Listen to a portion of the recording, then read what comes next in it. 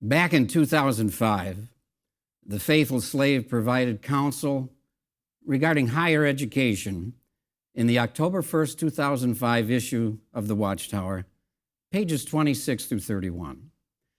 The article was entitled, "Parents, What Future Do You Want for Your Children?" The cover of the very next issue, October 15th, 2005, asked the question, "What is the best education?" You may have noticed that we've not published that thorough of a discussion on the subject since that time. Why is that?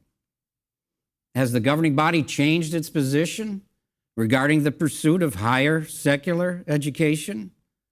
No.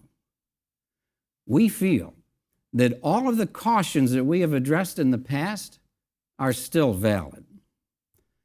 However, our goal now is to focus on and intensify our promotion of the pursuit of divine education. If parents and young ones are motivated to avidly pursue divine education, the quest for higher secular education becomes less and less of an issue. As most of you know, I am a father. My wife and I raised two boys in the truth. Once a father, always a father. So even though my sons are grown and married, I still think like a father.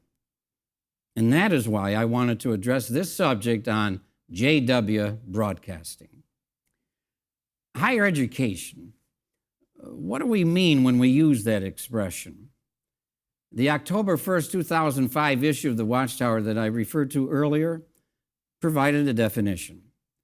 It used the example of the educational system in the United States, acknowledging that it involves 12 years of basic education in public schools. Then it stated, thereafter, students may choose to attend university for 4 or more years, leading to a bachelor's degree or to postgraduate studies for careers in medicine, law, engineering, and so forth. Such university education is what is meant when the term higher education is used. It further stated, on the other hand, there are technical and vocational schools offering short-term courses that result in a certificate or diploma in some trade or service. We realize educational systems vary from place to place. In some countries, higher education is provided by the government, free of charge. However, the cost of obtaining university training is not our primary concern. It is the potential for spiritual harm that has moved us to provide the cautions we have shared in the past. Ultimately, it is the decision of the parents as to the amount of secular education they feel is necessary for a child to later care for a family of his own. As parents, we would be remiss if we did not encourage our child to pursue a skill or trade that would enable him to start off a marriage successfully. Having said that, it does not change the fact that all too often our young people have met with spiritual disaster, especially after leaving home and living on a university campus. So parents and children, you need to have a goal and you need to have a plan. If you're missing either one, Satan will provide it for you. Young people, ask yourself, why am I considering additional education? Is it because I'm pursuing a specific skill or trade to support my service to Jehovah?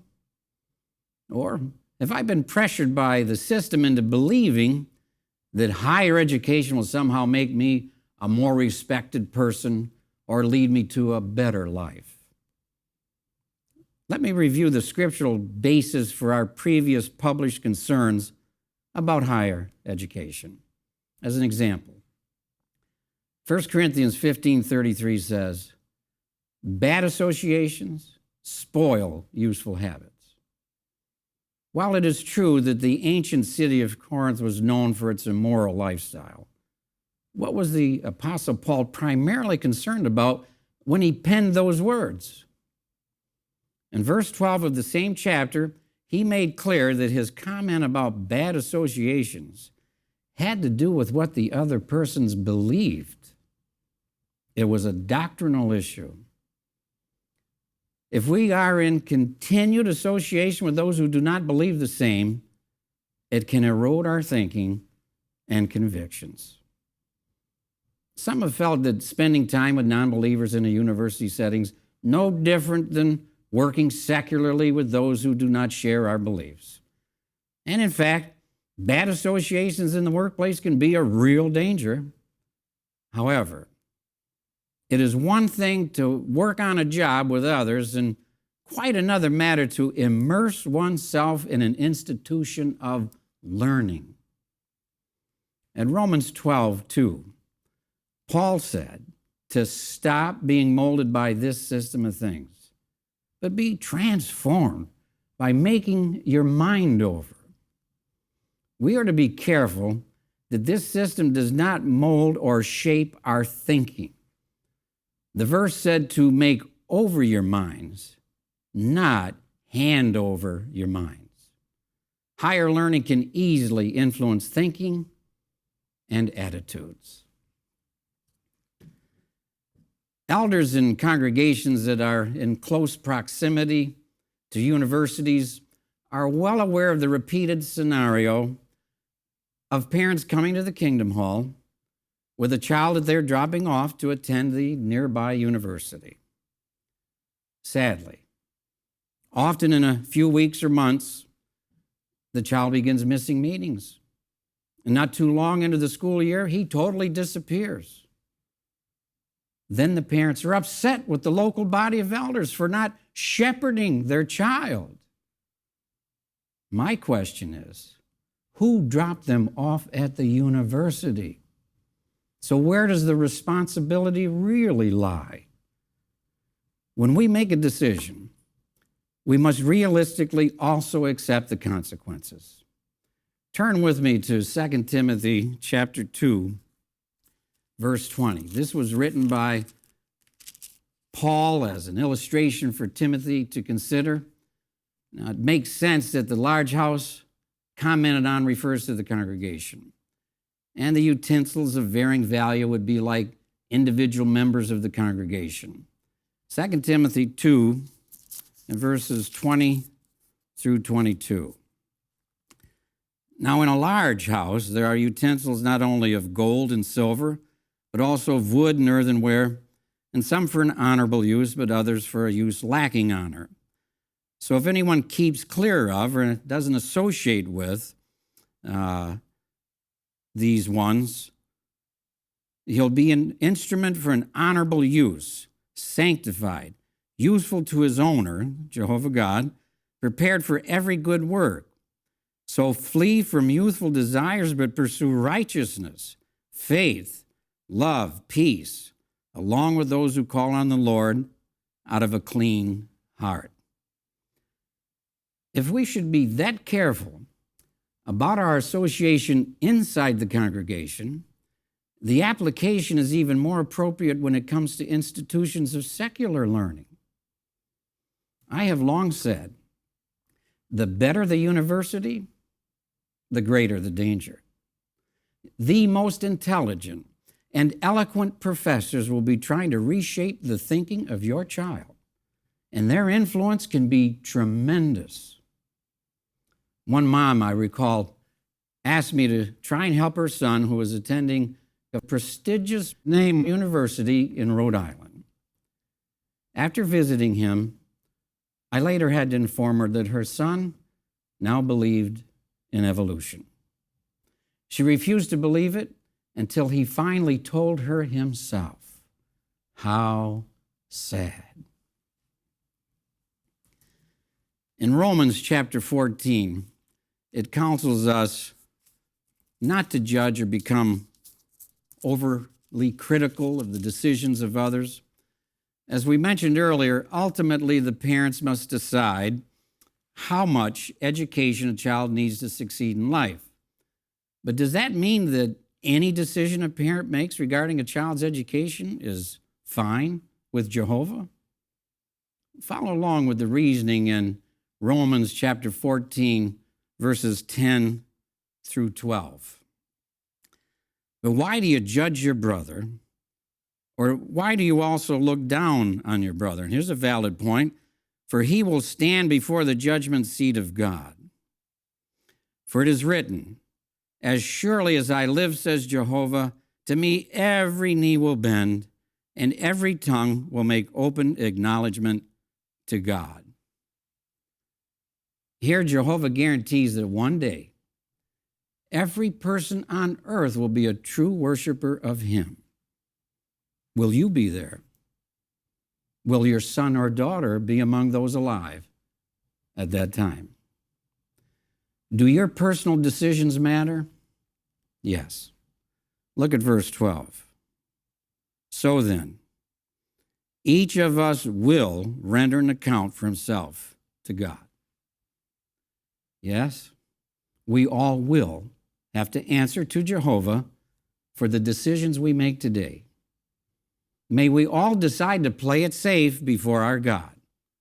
Think of all the opportunities there are now to enjoy divine education, congregation meetings, family worship, assemblies and conventions, the jw.org website, and the station you're watching right now.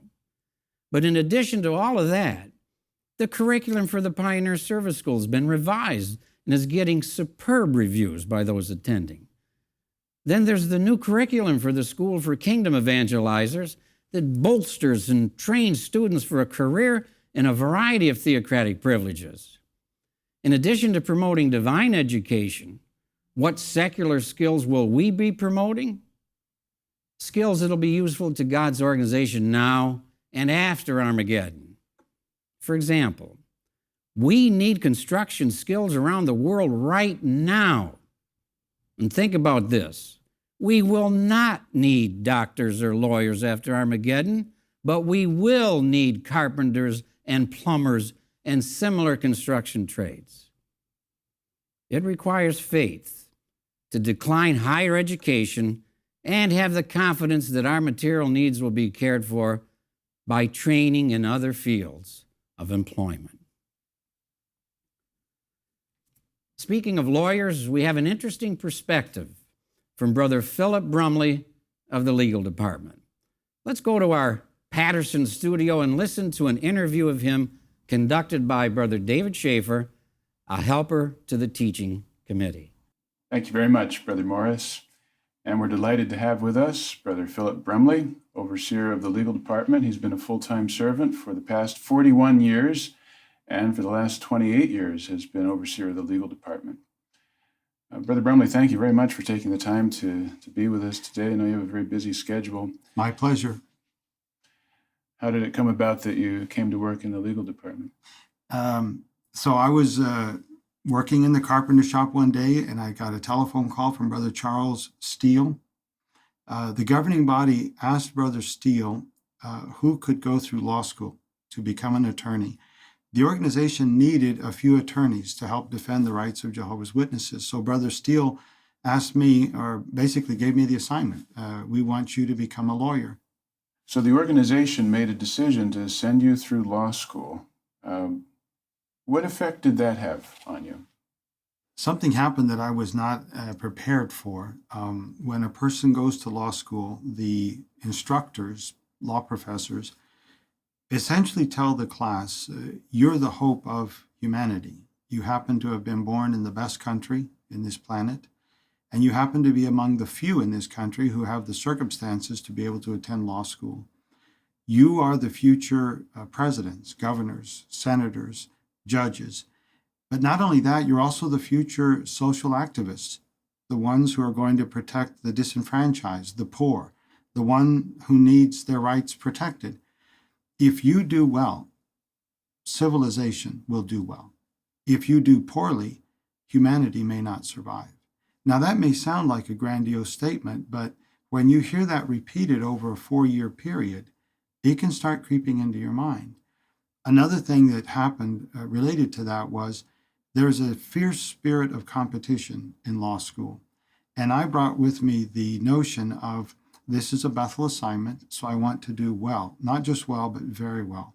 And David, in the first year, I scored rather poorly. And that shocked me. I thought I have to do better than this. A deep spirit of competition came into my being, where I would devote whatever time was required to do well. And in one sense, it worked, because when I graduated cum laude, which means in the top 10% of the class. But both the spirit of competition and the thought that somehow you were special because you had this training had marked my personality. So, how did you come to discern that this kind of thinking was rubbing off on you? In all candor, David, I didn't discern. It wasn't until after I had gotten out of law school that my wife, Elizabeth, sat me down one day and in so many words told me, "You're not the man I married." And I was taken aback. What do you mean? She pointed out the character flaws that had developed in me, ambition, egotism, selfishness, combativeness, being argumentative. And the more I listened to her, more I realized she's absolutely right, that I had allowed these defects to creep into my personality. The next thing was what to do about it.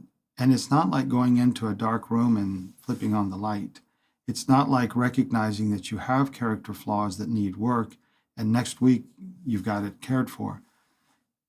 In all candor, David, it was a lengthy process to get these elements out of my system.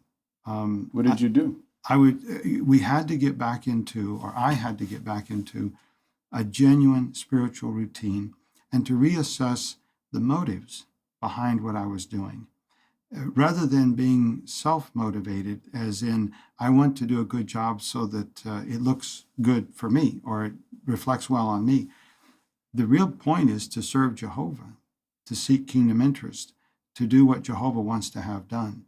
So the actual routine, real earnest prayer, reading the Bible daily, going to the meetings and really participating in them, and having a meaningful ministry, getting those spiritual priorities first in my life, again, as they had been before, put me back on the right track. So this was a number of years ago now. Mm-hmm. You're all better? Mm-hmm. Received no residual effects then from the training? We have to keep working on these things. You always have to assess motivation. A sister who's serving here at the Bethel family, who also has several degrees to her name, said it well when she said, "I'm still working to get the venom of self-importance out of my mind." So I work very hard, David, to make sure that humility is not a front, but it's from my bones. It's really what I am on the inside. When the scripture says doing nothing out of contentiousness, but looking at others as being superior to you, that's the attitude to have. And then, candidly, you give Jehovah something to bless. When we obtain a legal victory or a development happens that's favorable to Jehovah's Witnesses, all thanks go to Jehovah, because in the years that I've been serving in the legal department, I can assure you that it is not because of the expertise of those of us who happen to have this privilege of service. Rather, it's because there's a spiritual motivation to our work, to where we work hard and then see what Jehovah wants to do with the matter. And time and again, David, we've seen Jehovah's hand in our work. And when something favorable happens, rather than in any way thinking, well, that was because I did such a good job, the genuine reality of it is that Jehovah did a good job. This was what Jehovah wanted to have happen, and that's why we were successful. So, Philip, you're an attorney, you serve at Bethel. Undoubtedly, young people have come to you asking your opinion on this. What do you tell a young person who's considering pursuing higher education? Well, the first thing that anyone should do is to ask themselves, to closely examine themselves as to the motive. Is the motive really to seek first the kingdom, to use some additional schooling to facilitate pioneering or serving at Bethel or serving where there's a greater need? Or actually is the motive one of obtaining a certain standard of living or a certain degree of prominence? So the real core issue is why is an individual obtaining this additional training? The second thing for someone to keep in mind is to be focused on what they really are going to learn. To attend a university learning things that have little to do with what one can do to earn a living really serves no purpose.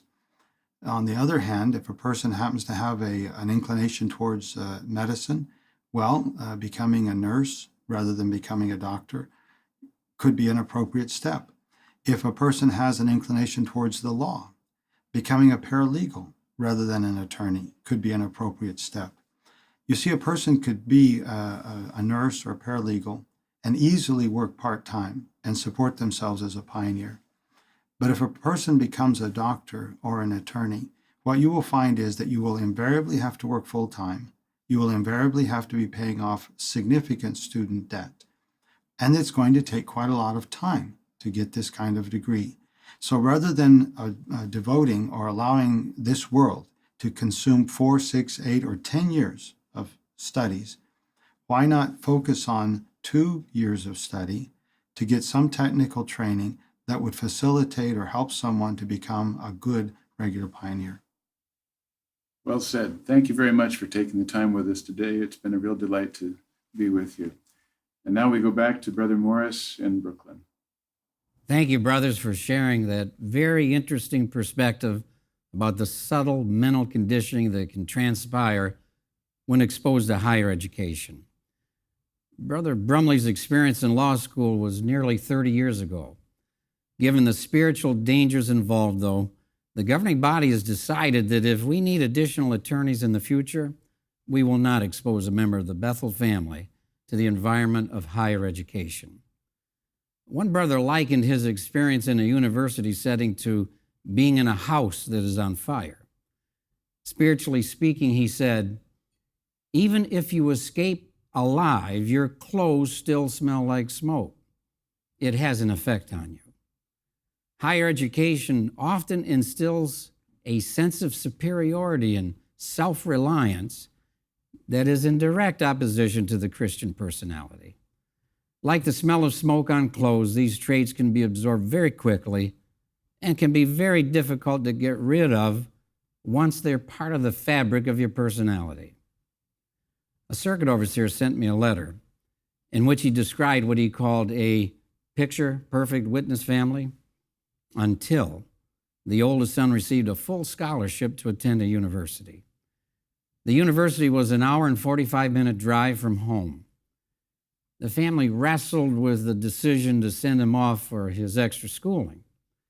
Finally, the opportunity to get this education basically free of charge won out. The scholarship included housing in a co-ed dorm at the university. Within just a few weeks, the son called his parents to say that he could not remain faithful to Jehovah in this environment. He begged his parents to let him come back home. The parents told him, no, this is a once-in-a-lifetime opportunity. Figure it out. The short story is the son left the truth. The parents divorced. His siblings are not doing anything for Jehovah. So sad. The opportunity of a lifetime turned out to be not much of a life at all. In contrast, one mother who was a single parent related this experience. When her son was a senior in high school, he was offered a university scholarship.